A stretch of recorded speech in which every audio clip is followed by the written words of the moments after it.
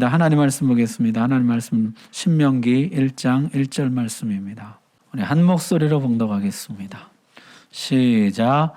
이는 모세가 요단 저쪽 숲 맞은편에 아라바 광야 곧 바란과 도벨과 라반과 하세롯과 디사합 사이에서 이스라엘 무리에게 선포한 말씀이니라. 아멘. 하나님 말씀 전하겠습니다. 신명기는 모세의 고별 설교입니다. 지금 위치가 모압 평지예요. 여러분 지도 한번 보십시오. 이쪽에 오른쪽에 저기가 모압 평지거든요. 이제 여기에서 요단강만 건너면 약속의 땅입니다. 그러나 모세는 못 가죠. 여기서 마지막 고별 설교를 하고 모세는 느보산에 올라가서 죽습니다. 출애굽 1세대도 다 죽고 미리암도 죽고 아론도 죽었습니다. 이제 나도 이 마지막 말씀을 전하고 가야 돼요. 마지막으로 무슨 말을 하면 좋을까요? 만약에 여러분이 모세라 그러면은 마지막으로 이 백성들에게 무슨 말씀을 전하시겠습니까? 모세는 먼저 지난 날을 회고합니다. 그러면서 맨 처음 한 말이요. 1장 2절이에요. 1절에 이 말씀은 모압 평지에서 선포한 말씀이다. 그리고 1장 2절 바로 시작하자마자 호렙산에서 세일산을 지나 가데스 바네아까지 10하루 길이었더라. 그 10하루 길을 돌고 돌아서 40년 만에 온 것입니다. 모세의 회한이 담겨 있는 것이죠. 이번에는 실수하지 마라. 이번에는 말씀대로 해서 꼭 약속의 땅에 들어가라. 그게 모세의 마지막 설교였습니다. 자, 오늘은요, 이 모세의 마지막 설교, 고별 설교 중에 서론 부분, 이 회고 부분만 좀 살펴보겠습니다. 모세가 인생을 회고하면서 제일 먼저 떠올린 것은 무엇이었을까요? 가시떨기에서 부르시던 하나님의 음성, 모세야, 모세야. 또는 바로 앞에 섰던 그때의 그 기억. 10가지 재앙, 홍해를 건넌 일, 만나가 하늘에서 내린 일, 무수히 많은 일들이 있었지만은 모세가 가장 먼저 떠올린 것은 바로 동역자들이었습니다. 하나님의 약속대로 우리 민족을 하늘의 별과 같이 많게 해주셨다. 그 많은 백성을 나 혼자 이끌 수가 없어서 하나님이 나에게 많은 동역자들을 주셨다는 것이에요. 모세의 대변인 아론, 모세의 후원자 여선지 미리암, 아론과 함께 모세의 팔을 붙들어 올려주던 훌, 함께 시내산에 올라서 하나님 앞에서 먹고 마시던 70장로들, 1000부장, 100부장, 50부장, 10부장, 조장들, 한 사람 한 사람 동역자들의 얼굴이 제일 먼저 떠올랐다는 것이에요. 우리도 그럴 것 같습니다. 마지막 순간에 이 건물이 생각나겠어요? 무슨 위대한 업적이 생각나겠습니까? 함께 주님을 섬기고 함께 웃고 함께 울던 동역자들 생각나겠죠. 그들이 참 잘 협력해 주었고 백성들을 잘 이끌어 주었습니다.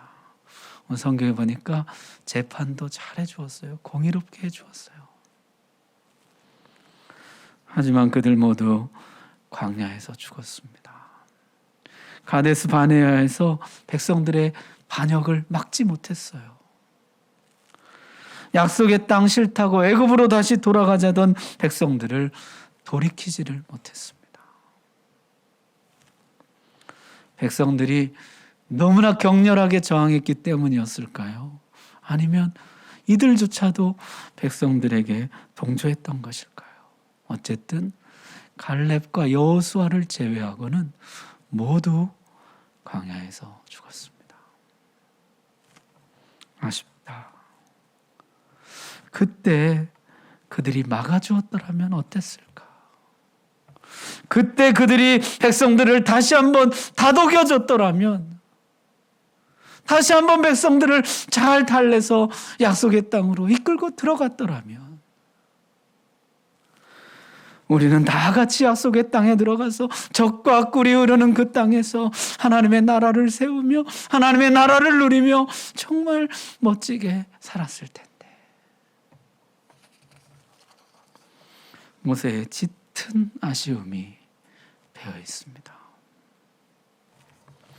저는 아직 그런 경험이 없는데요. 형제가 죽으면 부모님 돌아가신 것하고 다르게 또 아프다 그래요. 모세가 그랬을 것입니다. 형제같이 함께하던 모든 동역자들이 다 죽었어요. 그립다, 아쉽다. 내 사랑하는 형제들, 내 동역자들. 모세가 제일 먼저 떠올렸던 것은 동역자들이었습니다. 여러분, 우리 서로에게 좋은 동역자가 되어 줍시다. 서로 격려하고 세워주고 도와주는 형제 같은 동역자가 됩시다. 마지막 주님 앞에 갈 때까지 아쉬움 없고 후회 없는 좋은 동역자. 하나님이 우리에게 그런 은혜 주시기를 주님의 이름으로 축복합니다. 자, 두 번째 떠올린 것은요, 가데스 바네아였어요. 그때 약속의 땅 코앞까지 갔었죠. 거기서 그냥 들어갔어야 됐는데, 그런데 백성들이요, 우리 정탐 한번 해보고 갑시다. 모세는 대수롭지 않게 생각했습니다. 먼저 가서 그 땅이 얼마나 좋은지를 한번 보고 오면 더 힘이 나서 정복에 힘을 낼 것이라고 생각을 했어요. 그러나 결과는 반대였습니다. 정탐꾼들이 돌아와서 그 땅을 악평했습니다. 거주민을 삼키는 땅이라 우리는 들어가면 다 죽는다. 거기에는 강대한 민족들이 살고 거인족들도 살고 있다. 저들의 성읍은 크고 견고하다. 우리는 결코 이기지 못한다. 여호와가 우리를 저들의 칼에 죽이려고 여기까지 이끌어온 것이라. 우리 애굽으로 돌아가자. 그래서 끝내 못 들어갔습니다.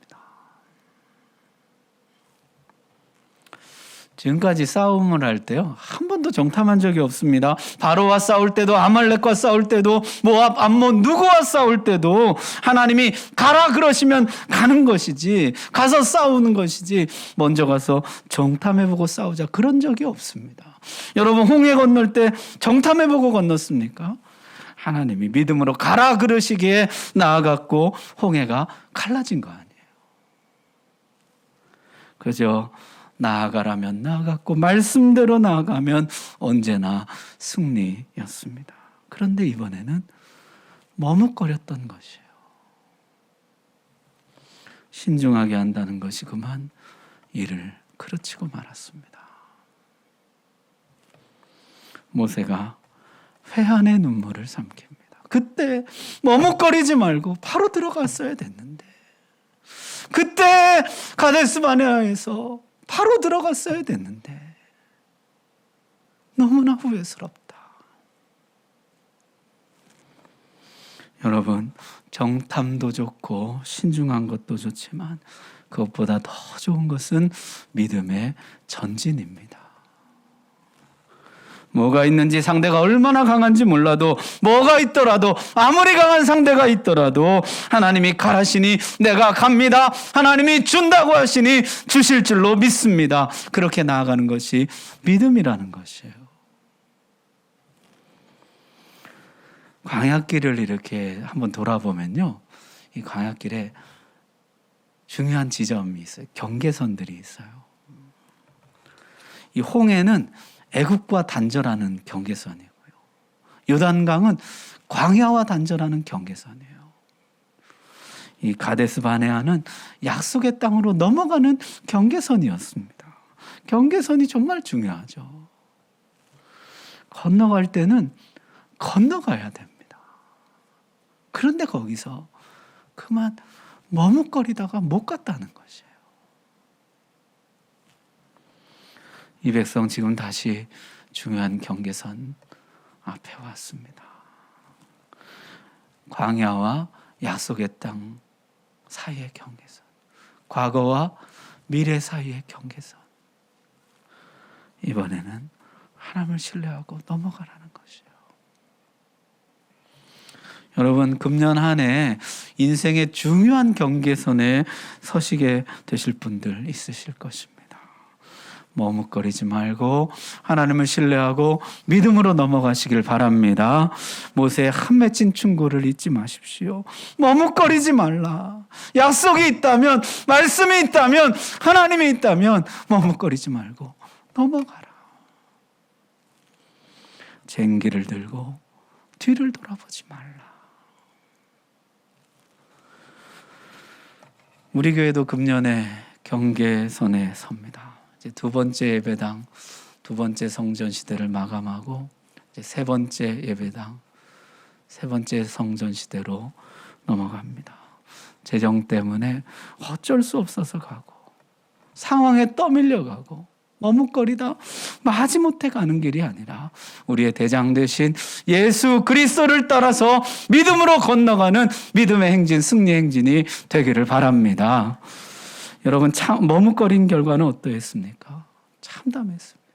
40년을 광야에서 허비했습니다. 광야 1세대가 모두 죽었습니다.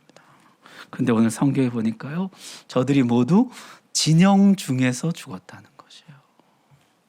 광야 1세대 장정 60만, 이들은 모두 군인들입니다. 군인은 전쟁터에서 죽어야죠. 그런데 모두 진영에서 죽었다는 것이에요. 싸움 한 번 못 해보고 군인들이 막사에서 죽어나갔습니다. 여러분, 우리 하나님의 군대, 그리스도의 군사, 그런 말 하잖아요.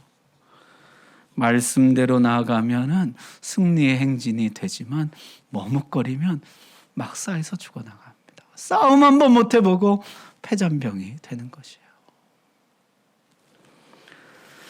자, 나중에요, 가나안 족속과 진짜로 붙었습니다. 어땠습니까? 필승, 전승, 압승. 붙는 족족 이기는 것이에요. 무섭게 치고 올라갔습니다. 성경에 보니까요, 그들과의 싸움에서 거둔 전리품 중에 큰 철침상이 있었다, 이렇게 나와요. 큰 철침대가 있었다는 것이죠. 이게 바산왕 옥의 것인데요, 이게 길이가 4m고 너비가 2m예요. 거인족이었다는 것이죠. 광야 1세대가 그렇게 두려워했던 거인족. 그러나 막상 붙어보니까 이길 수 있더라는 것이에요. 상대가 거인이어서 못 이기는 게 아니고 하나님을 신뢰하지 못해서 못 이기는 것입니다. 여러분, 우리 가슴 속에도 이런 철침대 하나씩 가지고 있어야 되겠습니다. 하나님이 함께 계시면 아무리 거인이라도 능히 이길 수 있다. 상대가 나보다 크냐 적으냐 거인이냐, 그것보다 더 중요한 것은 지금 내가 하나님을 신뢰하고 있느냐입니다. 광야 같은 세상, 아무리 거인을 만나도 주님이 나와 함께 하신다면 능히 승리할 수 있다. 그걸 가슴속에 간직하라는 것이에요. 자, 모세가 인생을 회고하면서 첫 번째 떠올린 것은 동역자들이었죠. 두 번째 떠올린 것은 가데스바네아, 끝내 약속의 땅에 못 들어갔던 그 사건이었어요. 세 번째 떠올린 것은 뭐였을까요? 무리바 사건이었습니다. 백성들이 물이 없다고 다시 불평했죠. 광야 40년이 이제 다 끝나가는데요, 그 끝자락에 마지막까지 불평하는 이 백성들에게 모세가 그만 질리고 지쳐버리고 말았어요. 냉정을 잃어버리고 이 반역자들아, 내가 너희를 위하여 물을 내랴, 분노하면서 지팡이로 반석을 내리쳤습니다. 도무지 변하지 않는 저들을 보면서 갑자기 서름이 밀려오고 분노가 치밀어 오르고 감정이 폭발했던 것이죠. 모세가 그만 본성대로 해버리고 말았다는 것이에요. 그 일로 모세는 약속의 땅에 들어가지 못하게 됩니다. 그게 모세의 세 번째 회고예요. 그때 내가 끝까지 나를 잘 다스렸어야 되는데. 오늘 3장 23절에 보니까요, 그때 내가 여호와께 간구하기를. 모세가 그때 하나님 앞에 간구했다는 것이요. 이 간구했다는 것이요, 기도한다는 뜻의 단어가 여러 가지 있는데 그 중에 제일 센 단어예요. 가장 강렬한 단어입니다. 모세가 간절하게 애타게 기도하기를 뭐라고 기도했냐면 24절에 보니까요, 주 여호와여, 주께서 주의 크심과 주의 권능을 주의 종에게 나타내기를 시작하셨사오니.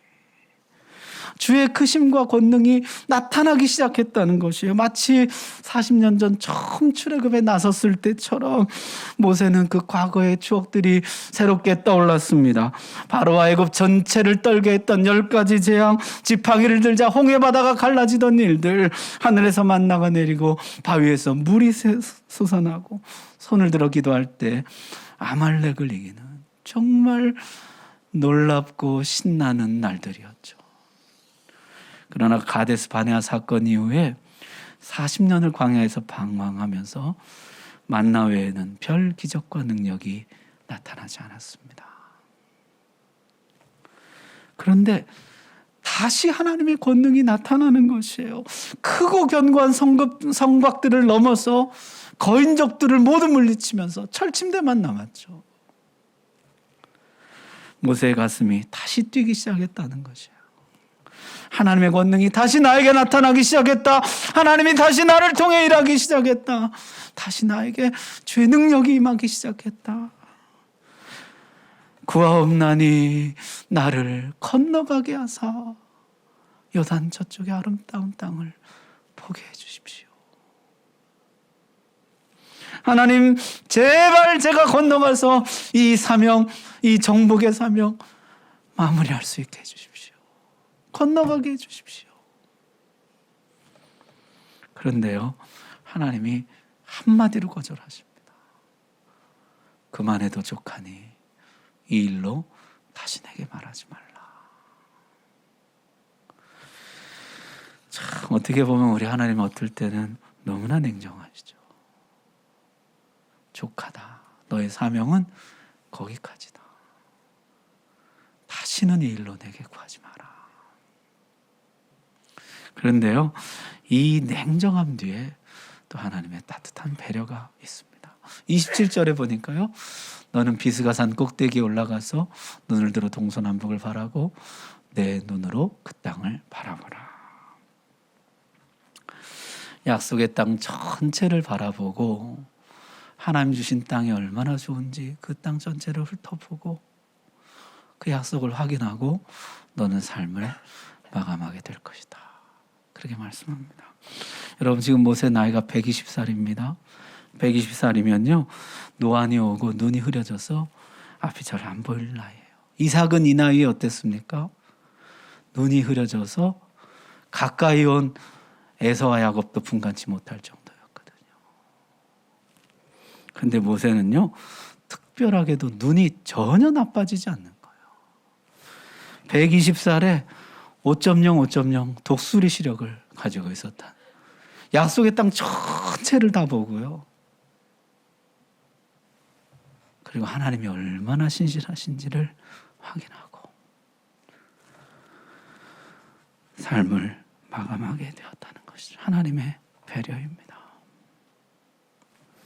그리고 무엇보다도 확실한 후계자를 주셨죠. 여호수아. 40년간 모세의 시종으로 있으면서 하나님이 일하시는 것을 곁에서 지켜보았던 그 사람. 하나님의 영이 있는 사람. 여러분, 여호수아가 잘했을까요? 잘했습니다. 모세 못지않게 잘했어요. 성경에 보니까 모세는 대적이 많았잖아요. 여호수아는 평생에 대적이 없었다는 거예요. 이 정복의 사명을 완수합니다. 약속의 땅을 다 눈으로 확인하고 믿을 만한 후계자를 세워놓고 무엇보다도 반드시 약속을 지키시는 하나님을 신뢰하면서 안심하고 자기 삶을 마칠 수 있었다는 것이요. 자, 그러면서 모세가 마지막으로 권면합니다. 그 마지막 권면이 뭡니까?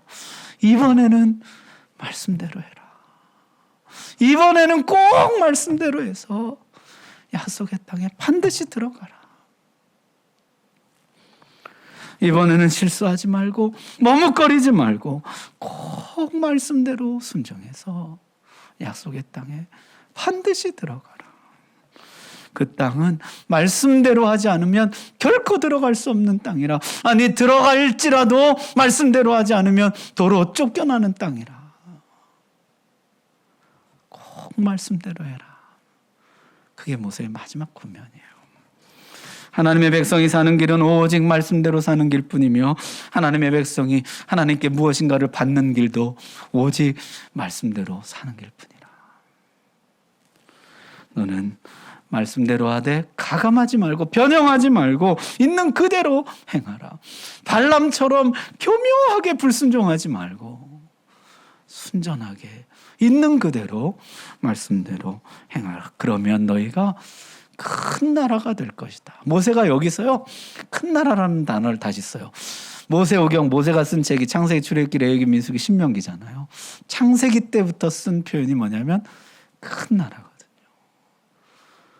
하나님이 아브라함을 부르실 때부터 하신 약속이 큰 나라라는 거죠. 큰 나라가 뭡니까? 온 세상에 복을 나눠주는 나라예요. 복의 근원이 되어서 모든 사람에게 복을 나눠주는 나라. 그게 성경이 말하는 큰 나라거든요. 자, 우리가 어떻게 세상에 복을 나눠주는 큰 나라가 될 수 있습니까? 출애굽기에 오면 한 단어로 이렇게 말씀하죠. 제사장 나라, 거룩한 백성이 되면은. 제사장 나라, 거룩한 백성. 그림 한번 여러분 보세요. 이게 이제 온 세상에 복을 나눠주는 그런 큰 나라가 되려면 그 기둥이 뭐냐면요, 예배와 거룩이에요. 제사장 나라, 거룩한 백성. 그런데 이 예배와 거룩은 뭐를 근간으로 하고 있냐면 율법, 하나님의 말씀을 근간으로 하고 있습니다.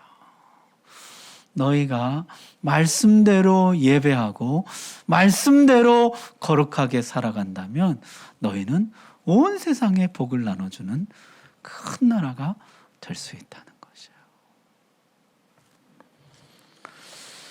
이방인과의 접촉이 거의 없었던 광야에서도 금송아지를 만들고 모압 우상제사에 참여하였던 이 백성이 과연 가나안 땅에 들어가서 많은 이방인들과 접촉하게 될 때 정말 말씀대로 예배하고 말씀대로 살아갈 수가 있을까? 과연 이 백성들이 가나안 사람들이 있고 가나안 문화가 있는 그 땅에 들어가서 말씀대로 예배하고 말씀대로 살아가는 하나님 나라를 그곳에 세울 수가 있을까? 모세가 심혈을 기울여서 율법을 다시 가르칩니다. 고별 설교를 시작한 게 40년 11월 1일인데요.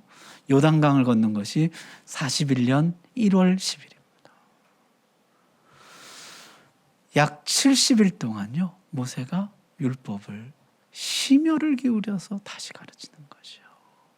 이제 다음 시간에 보겠습니다만 십계명부터 시작해서요, 하나님 주셨던 율법을 하나하나 다시 다 가르칩니다. 지난 40년간 광야에서 가르쳤던 그 율법을 모세가 마지막으로 다시 십계명부터 시작해서 하나하나 자세히 풀어 가르쳐요. 그게 신명기거든요. 너희의 미래는 하나님 말씀대로 하느냐 아니냐, 거기에 달려있다. 죽음을 앞둔 모세가 정말 간절히 이 말씀을 다시 가르쳤다는 것이죠. 사랑하는 우리 성도 여러분, 모세는 자기 인생을 회고하면서 후회와 아쉬움이 많았습니다.